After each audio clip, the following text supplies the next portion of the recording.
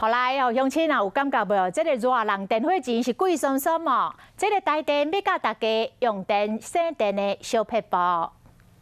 很贵啊，确实是很贵。热天电费真贵，但是无伊袂使。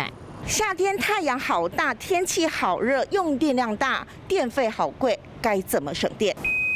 甲冷气泡开凉一下，但是有的人会甲温度调足低，安尼唔好哦。因为它一直达不到嘛，对不对？所以它一直用最高能力下去跑的意思。电力上会不会？哦，当然消耗就很大了。